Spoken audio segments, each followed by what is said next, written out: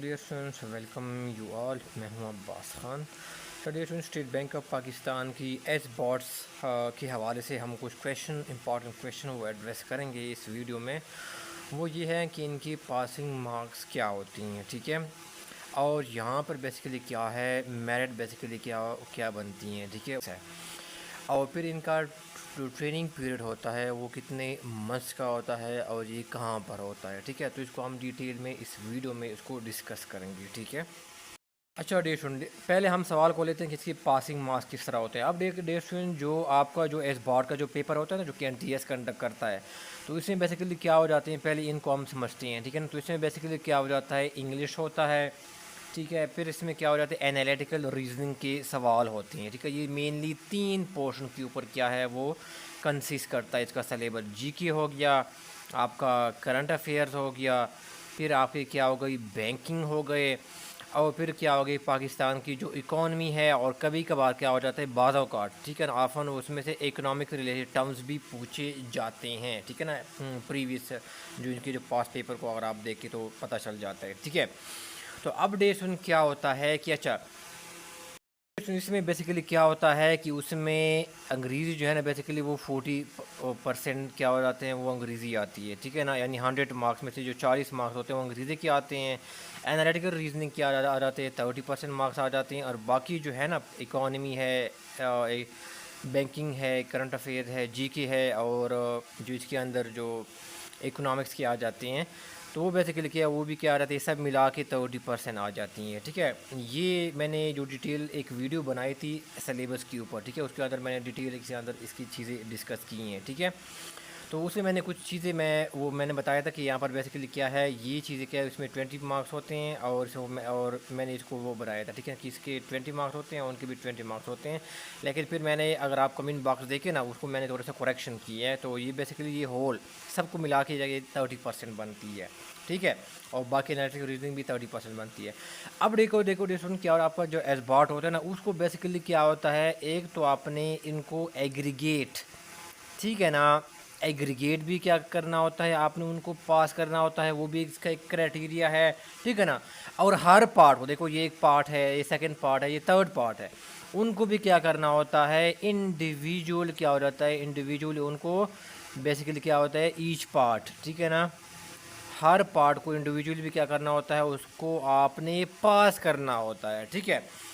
अगर आपने अच्छा जी, अगर हम प्रीवियस बैच के देखें ना, 26 जो हमारा बैच, अभी तो 27 अभी अनाउंस हुआ है ना, इसका जो प्रीवियस बैच है 26 था, तो वहाँ पर बेसिकली क्या था, वहाँ पर एग्रीगेट यानी सब मिला के, ये 3 पार्ट्स मिला के, ठीक है ना, जितने भी मार्क्स करेंगे वो क्या, एग्रीगेट कितना होना चाहिए, वो 65% होने चाहिए, ठीक हो गया। जबकि जो इंडिविजुअल था, यानी ईच पार्ट, अंग्रेज़ी था, एनालिटिकल रीजनिंग था, और ये सारे पार्ट थे, उसमें से आपको क्या करना था, इंडिविजुअल जो पार्ट था, इंडिविजुअल उसमें से 26 जो 26 जो बैच था, प्रीवियस बैच था, उसमें से हर एक में से क्या था, आपने 50% क्या था, वो आपने वो मार्क्स लेने थे। यानी अगर इसका अंग्रेज़ी का क्या है 40%, इसका मतलब 40 मार्क्स होंगे, 40 में से आपने 20 मार्क्स देना आपके लिए लाजमी था, ठीक है। अगर आपने डेशन किया है, अगर आपने क्या किया है, एग्रीगेट आपने 65 लिए हैं, ठीक है, लेकिन इंडिविजुअली आपने क्या किए हैं, एक किसी भी एक पार्ट में से आपने जो है ना वो 50% से कम लिए हैं, तो फिर क्या होगा, आप फेल कंसिडर किए जाएंगे, ठीक है। हाँ, अगर आपने इंडिविजुअल पार्ट्स में से आपने 50% से बहु लिए हैं, 50% ऐसे बहु लिए हैं, लेकिन अपना एग्रीगेट क्या है वो 65% से कम बन रहा था, तो फिर भी क्या होंगे, वो आप जो है ना वो फेल कंसिडर किए जाते हैं, ठीक है। तो इसका मतलब ये है कि आपने इंडिविजुअली भी क्या होता है, पास करना होता है, ठीक है ना, ईच पार्ट को, और एग्रीगेट भी आपने क्या करना होता है, उस टेस्ट को आपने क्या करना होता है, आपने क्वालिफाई करना होता है, ठीक है। ये जो सारी परसेंटेज होती है ना, ये चेंज होती रहती है, ठीक है ना। अब ये तो था 26 बैच का, ये था, वहाँ पर एग्रीगेट 65% आपने लेने थे, यानी इन तीनों पार्ट को मिला के, और इंडिविजुअल जो हर एक पार्ट था उसमें से आपने एटलीस्ट क्या आते 50% मार्क्स क्या आते वो आपने लेने थे, ठीक हो गया। अब अगर मैं जाता हूँ 25 जो है ना, बेसिकली क्या था, बैच था, एस बोर्ड का जो बैच था ना, तो वहाँ पर क्या था डेस्ट, वहाँ पर बेसिकली 70% क्या था, वो आपका एग्रीगेट बन रहा था, ठीक है ना। यानी आपने टोटल जो है ना सब पार्ट को मिला के जो है ना क्या ना वो आपने 70% मार्क्स आने, यानी 70 मार्क्स आपके आने टोटल आने चाहिए थे। और जो आपका जो इंडिविजुअल बन रहा था, इंडिविजुअल यानी हर एक पार्ट को, ईच सेक्शन को, वो क्या था 60% क्या आते वो आपने जो था ना क्या आते वो आपने मार्क्स क्या आते वो आपने अपटेन करने थे। यानी क्या ईच सेक्शन है या आप कह सकते हैं ईच पार्ट है, ठीक है ना। ये इंग्लिश है, AR है, एनालिटिकल रीजनिंग है, बाकी जो पार्ट्स है उसको ईच क्या करना था 60% अपने मार्क्स क्या आते वो लेने थे, ठीक है। तो ये देखो 26 बैच में कुछ और तक क्राइटेरिया था एग्रीगेट का और इंडिविजुअल का, और क्या था 25th बैच में किसी और क्या था डिफरेंट क्राइटेरिया था, ठीक है। अच्छा फिर जो ना अगर हम 24th बैच की आ जाते हैं, वो भी क्या था 24th बैच में सेम क्राइटेरिया था, 70% एग्रीगेट था, ठीक है ना, 70% एग्रीगेट था। और ईच परसेंट जो सेक्शन में जो पासिंग मार्क्स थे वो क्या थे 60% थे, ठीक है ना। तो ये बेसिकली क्या चेंज होते रहते, कभी 65 हो जाती है, कभी 70 हो जाती है एग्रीगेट, इंडिविजुअल भी जो पार्ट होते हैं वो भी चेंज होते रहती हैं, ठीक है। तो आपने ये माइंड रखनी है कि आपने इंडिविजुअल पार्ट्स में भी क्या होता है, आपने जो मार्क्स जो है उसको पास करना होता है, बल्कि जो आपने एग्रीगेट टोटल मिला के भी क्या होता है वो भी आपने क्या करना होता है वो पास करना होता है, ठीक है। कंपोजिशन है ना, मैंने जो सिलेबस वाली डिटेल वीडियो में बताया था, ठीक है। लेकिन अगर आप उसकी कमेंट बॉक्स देखना, मैंने कमेंट बॉक्स में इसको करेक्शन भी की है, ठीक है। तो उसमें बेसिकली ये है कि इसमें 30% ये सारा मिला के क्या हो जाता है, इसमें 30% आ जाता है, ठीक है। तो ये भी इसका क्या करें आप माइंड में रखिएगा, ठीक है ना। और बाकी इसका जो सिलेबस है वो मैंने डिटेल में जो सिलेबस वाली स्पेशल वीडियो थी उसके अंदर मैंने सारा डिटेल में डिस्कस किया, ठीक है। इस कमेंट बॉक्स में आप जाएगा उसको आपको वहाँ पर आपको लिंक जो है ना वो मिल जाएगा, ठीक है।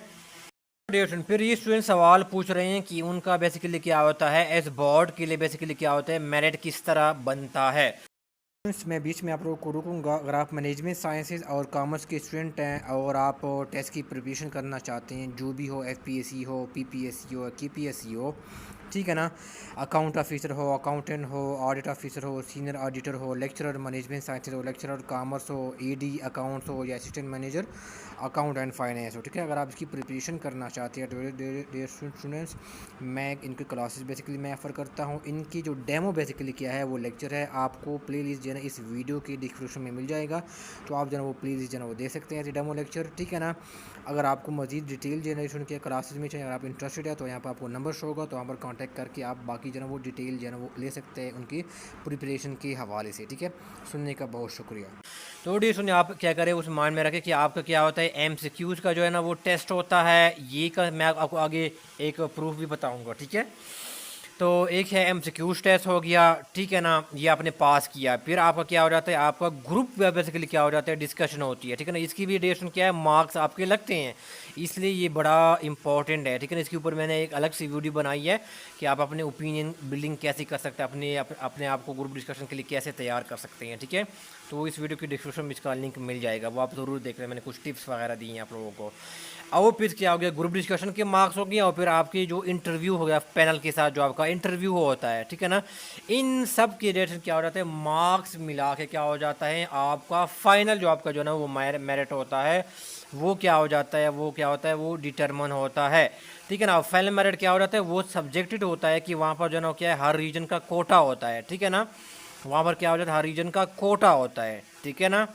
ये हर रीजन का क्या हो जाता है, वो कोटा होता है, KP पंजाब इस तरह, ठीक है ना। तो हर प्रोविंस का अपना कोटा होता है, ठीक है। तो उसमें बेसिकली क्या हो जाता है, अगर आपने बेसिकली क्या है तो इसमें डिसीजन क्या है कि कोटा मिसाल के तौर पर क्या किएगा, अगर आप एक कोटा का जाने मिसाल के तौर पर क्या है 10 सीट से, ठीक है ना, मिसाल के तौर पर हम एक सपोज करते हैं, ठीक है ना। तो आपका जो बेसिकली इन चीज़ों की बेस पे जो है जो ज़ाहिर है स्टेट बैंक ऑफ पाकिस्तान ने मेरिट बनाया होगा ना कैंडिडेट्स का हर रीजन का, ठीक है। तो उसमें से उस रीजन में क्या होगा, मेरिट में क्या होता है, जो पहले 10 नंबर पे बंदे आते होंगे ना मेरिट पे, क्योंकि वो इस पोस्ट के लिए क्या हो जाएंगे, वो रिकमेंड हो जाएंगे, ठीक है। तो ये भी होता है कि फाइनल मेरिट लिस्ट भी बन जाती है इन चीज़ों के ऊपर, और फिर क्या हो जाता है कि वहाँ पर अवेलेबल सीट्स कितनी है, ठीक है ना, उसकी बेस पे फिर क्या हो जाता है, फाइनल जो ऑफ़र लेटर है वो डिस्पैच की जाती हैं, ठीक है ना, कि वहाँ पर जो रीजन में क्या है अवेलेबल, वहाँ पर नंबर ऑफ़ सीट्स जो है ना बेसिकली क्या है वो कितनी है। अब आप कुछ पूछेंगे कि यहाँ पर सीट्स हर रेंज में कितनी होती है, वो सिर्फ HR की पता होता है, ठीक है ना। जो स्टेट बैंक ऑफ पाकिस्तान का जो HR डिपार्टमेंट होता है वो उनको पता होता है, ठीक है ना, ये सारा चीज़ की उसमें हर रीजन में कितने कितने पतने वो है अब सीट्स वहाँ पर कितने अवेलेबल है, ठीक है। तो जिस सीट का जितने भी रीजन का जितने भी नंबर ऑफ सीट्स होंगे उसके अकॉर्डिंग जो पहले 10 बंदे होंगे उनको क्या फाइनल क्या होगा, उन बंदों को क्या होगा, उनको ऑफ़र लेटर क्या होगा, उनको डिस्पैच कर देगी, वो क्या होगी, वो कर दी जाएगी। ठीक है, तो इसमें आपका ग्रुप डिस्कशन की भी क्या होता है, बेसिकली इनकी मार्किंग होती है, बड़ा भी इंपॉर्टेंट है। और इसमें एक चीज़ और याद रखिएगा, मैंने एक चीज़ अलग वीडियो में बताया था कि जो भी स्टूडेंट क्या हो जाते हैं, आपका MCQ टेस्ट के बाद आपका क्या हो जाता है, ग्रुप डिस्कशन और साइकोलॉजिकल असेसमेंट क्या होता है, सेम डे के ऊपर होती है। ठीक है, अब जो स्टूडेंट क्या हो जाता है, इनमें से पास हो जाता है, यानी मतलब ये कि ग्रुप डिस्कशन में अगर आपने पास किया है ना ये, तो फिर क्या हो गया, आप नेक्स्ट स्टेज के लिए जाना वो जाएंगे। अगर आप जाना ये स्टेज के ऊपर आपने फेल किया ग्रुप डिस्कशन को, तो आप जाना इंटरव्यू के लिए आपको नहीं बुलाया जाएगा। ठीक है, तो ये चीज़ें क्या करो माइंड में रखो कि इसलिए ये क्या है, ये बड़ा इंपॉर्टेंट है ग्रुप डिस्कशन। तो मेरे पास स्टेट बैंक ऑफ पाकिस्तान की एक एडवर्टाइजमेंट है, देखो ये मैं नीचे आ जाता हूँ। ठीक है, सिलेक्शन प्रोसीजर में तो ये क्या लिखा हुआ है कि selection will depend on the marks obtained in the test, group discussion and interview. The successful candidates will be selected in order of merit subject to availability of vacancies for appointment as OG2 in the State Bank of Pakistan, Karachi. All appointments in the State Bank of Pakistan are made in compliance with prescribed regional professional quota requirement. ठीक है, तो इनकी ये advertisement थी, मैंने वहाँ से basically क्या है वो लिया हुआ है। ठीक है, तो ये डेसन वही बात है कि क्या होगा कि हर रीजन में क्या हो जाती हैं, जो प्रोवेंस है रीजन है यहाँ पर क्या हो जाती है, कुछ कोटा होती हैं। ठीक है, जैसे नंबर ऑफ़ सीट्स होती हैं। ठीक है, हर प्रोवेंस का, तो उसके अकॉर्डिंग जो टॉप में मेरिट पे आएगा ना, ये जो फाइनल मेरिट बनेगा इन चीज़ों के ऊपर, ये और ये, उनमें से जो टॉप मेरिट पे आएगा, ठीक है ना, तो अगर 10 सीट्स है तो उसके अकॉर्डिंग क्या होगा, 10 बंदों को वो ऑफर लेटर क्या होंगे, वो सेंड किए जाएंगे। ठीक है, कहने का मतलब ये है। ठीक है डियर स्टूडेंट्स, अच्छा डियर स्टूडेंट, फिर नेक्स्ट स्टेज पे डियर स्टूडेंट आपका आ जाते हैं कि आपकी बेसिकली क्या होगी कि ट्रेनिंग आपकी कितनी ड्यूरेशन की होगी। ठीक है ना, ड्यूरेशन की। तो डियर स्टूडेंट याद रखो कि आपकी जो, अगर आप एज बॉट में सेलेक्ट होते हैं ना एज ए OG2 ऑफिसर, तो आपकी ट्रेनिंग क्या होगी, आपकी बेसिकली क्या होगी, वो आपकी 6 मंथ क्या होगी, आपकी ट्रेनिंग होगी। और वो कहाँ पर होगी, वो बेसिकली जो वो है इस्लामाबाद में, बेसिकली जो स्टेट बैंक ऑफ पाकिस्तान कैसे कहते हैं, training arm of state bank of Pakistan, वो है नीबाफ है, वो इस्लामाबाद में है। ठीक है ना, NIBAF। ठीक है ना, BAF, national institute of banking and finance. ठीक है ना, यहाँ पर बेसिकली क्या होगी, इसको कहा जाता है कि क्या है, जो स्टेट बैंक का जाना है कि बेसिकली क्या है, एक ट्रेनिंग आर्म है। ठीक है ना, यहाँ पर ट्रेनिंग कंडक्ट की जाती है इस इंस्टीट्यूशन में। तो यहाँ पर बेसिकली क्या होगी, आपकी 6 मंथ्स की बेसिकली क्या होगी, वो ट्रेनिंग होगी, आपको वहाँ पर सैलरी भी पे की जाएगी। ठीक है ना, और वहाँ पर जो आपका जो बोर्डिंग है, ठीक है ना, वहाँ पर जो बोर्डिंग है एंड लॉजिंग की जो फैसिलिटी है, ठीक है ना, वो भी बेसिकली क्या है, LODG। ठीक है ना, LODGIND। ठीक है ना, ये तो ये भी बेसिकली क्या होगी, वो प्रोवाइड की जाएगी। ठीक है ना, ये ठीक है, तो ये भी फिर बोर्डिंग और लॉजिंग दोनों की, यानी खाने की और वहाँ पर रिहाइश की फैसिलिटी आपको प्रोवाइड की जाएगी फ्री ऑफ कॉस्ट। ठीक है, और आपको सैलरी भी पे की जाएगी, और अपने 6 मंथ वहाँ पर क्या होगी, आपकी स्टे होगी।